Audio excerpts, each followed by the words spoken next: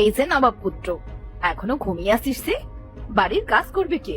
বাপ মরে গিয়ে তো তোকে আর তোর মাকে আমাদের ঘাড়ে ফেলে দিয়েছে। মামি, এমন করে বলো না। আসলে মায়ের খুব জ্বর এসেছিল তো, সারা রাত জেগে মায়ের মাথায় পানি দিচ্ছিলাম। আর ন্যাকামো করতে হবে না।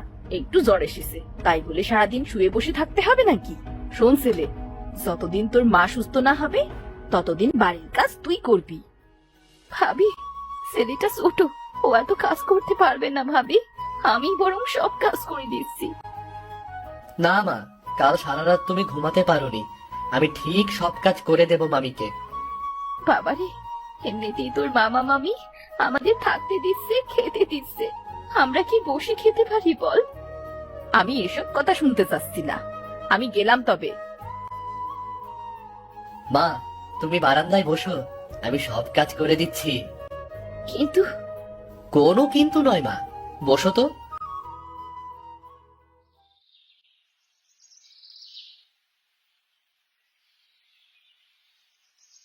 সব কাজ করা শেষ, যাই মায়ের মাথায় একটু পানি দিয়ে আসি।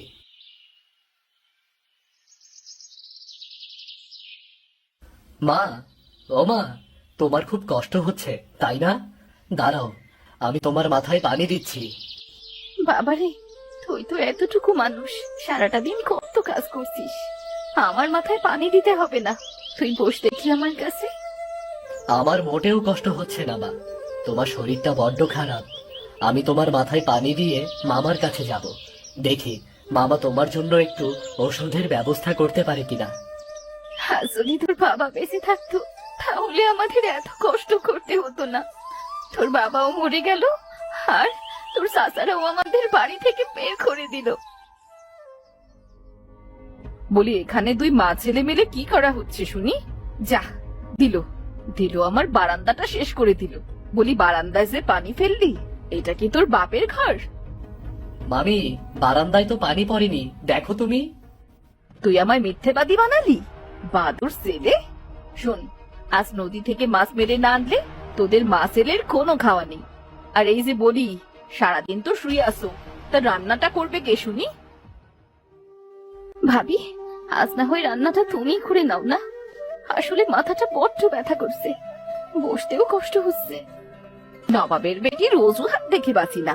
তুমি রান্না করবে না তো তোমার মরা মা এসে করবে নাকি? মেয়েটা আমার কিছুক্ষণের ভেতরই বাড়ি ফিরবে। আমার মেয়ে বাড়ি আসার আগেই যেন রান্নাটা শেষ হয়। ঠিক আছে ভাবি। কি হয়েছে? এখানে এমন চিল্লাপাল্লা হচ্ছে কেন? দেখো না, তোমার বোন আর তার ছেলে আমার সাথে কত খারাপ ব্যবহার করছে। তোমার বোনকে একটু রান্না করতে বলেছি তাই জন্যে। শোন মালতী, তোদের থাকতে দিচ্ছি, খেতে দিচ্ছি, আবার ওষুধ কিনতে টাকাও দেব। তোদের জন্য কি আমি টাকা নিয়ে বসে আছি নাকি? বলি, ঘাস এনেছি, গরুকে খেতে দে তাড়াতাড়ি। আর মালতী, তুইও রান্না করতে যা। ঠিক আছে বাবা, ঠিক আছে। এই নে, তাড়াতাড়ি নদী থেকে মাছ ধরে নিয়ে আয়। মা, আমিও যাবো গোপালের সাথে মাছ ধরতে।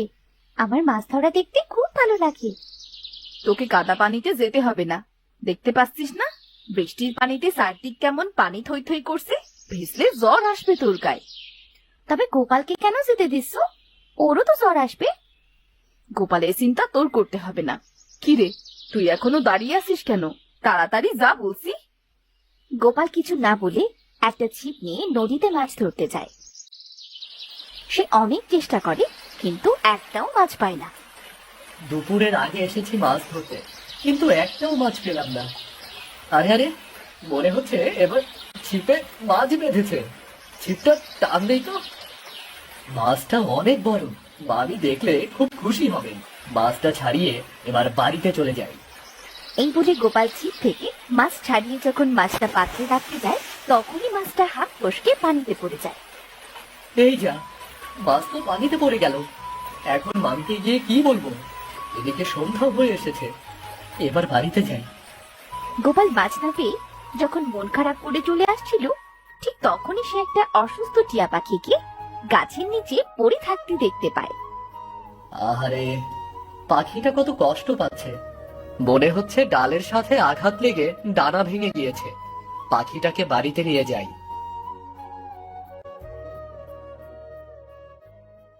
কি রে, এত দেরি হলো কেন তোর? সেই দুপুরের আগে গিয়েছিস, আর এখন এখন তো সন্ধে হতে চললো। এ কি, পাত্রে তো কোনো মাছ দেখছি না। আসলে মামি, অনেক চেষ্টা করেছি, কিন্তু একটাও মাছ পাইনি। একদম মিথ্যে বলবি না। মাছ পাসনি নাকি সব মাছ বিক্রি করে এসেছিস? তবে মাছ বিক্রি করেই পাখি কেনা হয়েছে, তাই তো?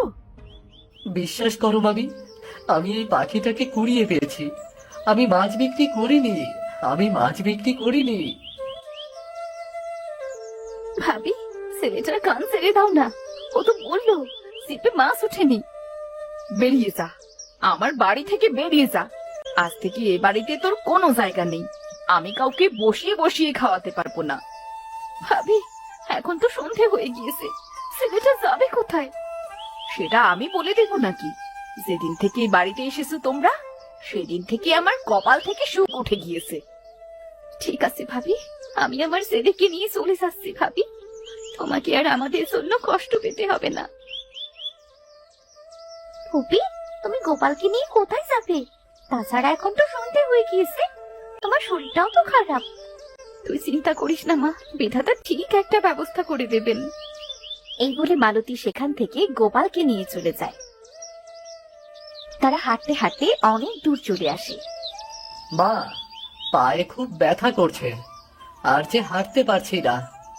এখানে বস বাবা, আজ রাতটা না হয়ে আমরা এই গাছের নিচেই কাটাবো। কিন্তু তোমার তো শরীরটা খারাপ, তাছাড়া এই পাখিটাও যে অসুস্থ। ওর ডানায় একটু তেল গরম করে দিতে হতো যে।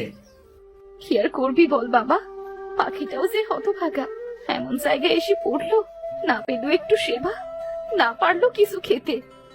তোমরা খুব ভালো, দেখবে তোমাদের ভালো হবে। তোমাদের সব কষ্ট একদিন দূর হয়ে যাবে। এ কি, তুমি দেখছি কথা বলছো টিয়া পাখি? তোমরা ভয় পেও না, আমি কথা বলতে পারি। আমার মালিক আমায় কথা বলে শিখিয়েছে। তোমার মালিক কোথায় আছে? চলো টিয়া পাখি, আমরা তোমাকে সেখানেই দিয়ে আসি। আমি আমার মালিককে হারিয়ে ফেলেছি, জানি না কোথায় আছে। তাকে খুঁজতে খুঁজতেই ডালে বাড়ি খেয়ে আমার ডানাটা ভেঙে গিয়েছে। মন খারাপ করো না টিয়া বন্ধু, আজ থেকে তুমি আমাদের সাথেই থাকবে, আমাদের বন্ধু হয়ে। আচ্ছা ঠিক আছে বন্ধু। যাই হোক, আমার দেখার সামনে একটা বাড়ি আছে, সেখানে কেউ থাকে না। তোমরা চাইলে সেই বাড়িতেই থাকতে পারো। আশা করি তোমাদের কোনো অসুবিধা হবে না। এটা তো খুব ভালো কথা, তবে আমাদের সেখানে নিয়ে চলো পাখি। আচ্ছা চলো তবে। টিয়া পাখি মালতী আর গোপালকে একটা ছোট্ট বাড়িতে নিয়ে যায়। এটাই সে বাড়ি। বাড়িটা অনেক বছর ধরে পড়ে আছে। তোমরা চারদিক পরিষ্কার করে এখানেই থাকতে পারো। তোমাকে অনেক ধন্যবাদ বন্ধু। মা, তোমার শরীর খারাপ, তুমি বসো, আমি চারদিক পরিষ্কার করছি। তুই পারবি না বাবা, আমি তোকে সাহায্য করছি। ঠিক আছে, আর কোনো ভয় নেই মা, এখন থেকে আমরা এখানে থাকতে পারি। বন্ধু দাঁড়াও, তোমার জন্য একটু তেল এনে গরম করে দেই, দেখবে ব্যথা কমে যাবে।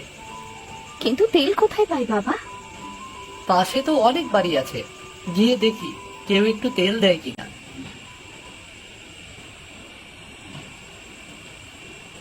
বলি, বাড়িতে কি কেউ আছেন? তুমি কি ছিলে?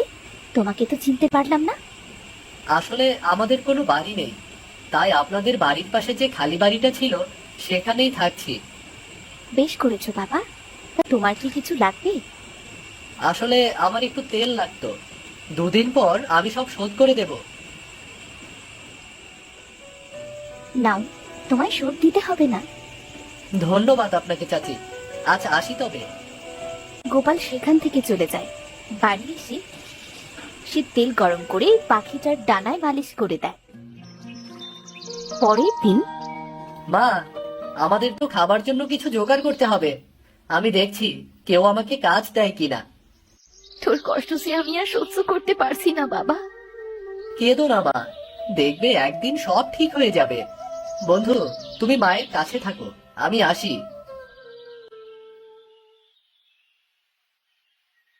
চাচা, আমাকে একটা কাজ দিন না। মায়ের শরীরটা বড্ড খারাপ, কাল থেকে না খেয়ে আছে সে।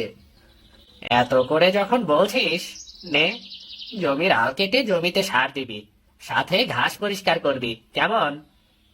ঠিক আছে চাচা।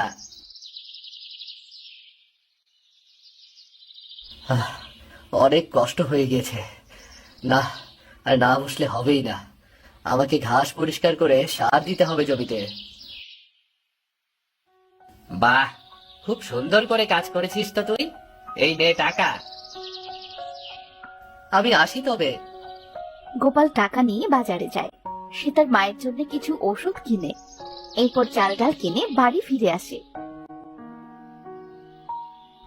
মা, ওষুধটা খেয়ে নাও, দেখবে তোমার জ্বর সেরে যাবে। আমি তোমার জন্য রান্না করে আনছি। আমার জ্বর কম হয়ে গিয়েছে বাবা, আমি রান্না করতে পারবো, তুই বস। এই বলে মালতী রান্না করতে চলে যায়। রান্না করা শেষে যখন খেতে বসে, তখন সেখানে একটা বুড়ি আসে। আমাকে দুটো খেতে দিবি? আমার খুব খিদে পেয়েছে। বুড়িমা, তুমি বরং এই ভাতগুলো খাও, আমি কিছুক্ষণ আগে খেয়েছি তো। তোমাকে অনেক ধন্যবাদ বাবা। বাবা, আয়, তুই আর আমি এগুলো খাই। আমি খেয়ে এসেছি মা, তুমি খেয়ে নাও দেখি তাড়াতাড়ি। কিন্তু কোনো কিন্তু নয় মা। আমি জানি তুমি অনেক কষ্ট করে এই খাবারটা জোগাড় করেছো। তুমি যে খাওনি সেটাও আমি জানি। তোমার মন অনেক ভালো বাবা, তাই আমি তোমায় একটা উপহার দিতে চাই। বুড়িমা, আমি তোমাকে খাবার খেতে দিয়ে উপহার নেব? এটা হয় না। পাগল ছেলে, এই নাও, কচু শাকের গাছটা নাও, আমি এটা তোমায় উপহার দিলাম। এই কচু শাক দিয়ে গোপাল কি করবে গো বুড়িমা? এই গাছ লাগালে কিছুদিনের ভেতরে কচু গাছ থেকে আরো অনেক কচু গাছ হবে, যার স্বাদ মাংসকেও হার মানাবে। আর সেই কচু শাক রান্না করে যদি গোপাল বিক্রি করে, তবে তার অভাব থাকবে না। সবাই গোপালের কচু শাক খাবার জন্য পাগল হয়ে যাবে। এই কচু শাক কখনো ফুরবে না, যত কাটবে তত বেশি হবে। তুমি সত্যি বলছো বুড়িমা? হ্যাঁ রে, আমি জানি তোদের অনেক কষ্ট, তোদের সব কষ্ট এই কচু গাছই দূর করে দেবে। আমি আসি তবে। তুমি কচু গাছটা লাগিয়ে দাও বন্ধু। কোথায় লাগাবো কচু গাছ? যা বাবা, দেরি করিস না, আমি ওষুধটা খেয়ে নিই। ঠিক আছে টিয়া বন্ধু, তুমিও আমার সাথে চলো। টিয়াকে নিয়ে গোপাল কচু গাছটা লাগাতে যায়। বলি বন্ধু, বুড়ির কথা মতো তোমার অনেক কচু গাছ হয়েছে। এবার তবে তুমি কচু শাক রান্না করে বিক্রি শুরু করো। টিয়া কিন্তু মন্দ কথা বলেনি বাবা। চল, তাড়াতাড়ি কচু শাক তুলে রান্না করে দিই, আর তুই সেগুলো বিক্রি করিস বাবা। ঠিক আছে মা, আমি তোমাকে সাহায্য করছি। বন্ধু টিয়া, চলো, আমি আর তুমি কচু শাক আর ওই গরম ভাত বিক্রি করে আসি। ঠিক আছে। কচু শাক সাথে গরম ভাত কে খাবে? যে একবার খাবে এই কচু গাছ, তার মুখে লেগে থাকবে সেই স্বাদ। কচু শাক? কচু শাক আবার কেউ বিক্রি করে নাকি? গিয়ে দেখি কেমন খেতে কচু শাক। এই যে ছেলে, আমাদের দুজনকে দাও দেখিনি কচু শাক আর গরম ভাত। তা কত টাকা প্লেট? বেশি দাম নয় গো কাকা, মাত্র 10 টাকা। সত্যিই তো অনেক কম দাম দেখছি। সত্যি তো অসাধারণ খেতে। এত সুস্বাদু কচু শাক তো আমি আগে কখনো খাইনি।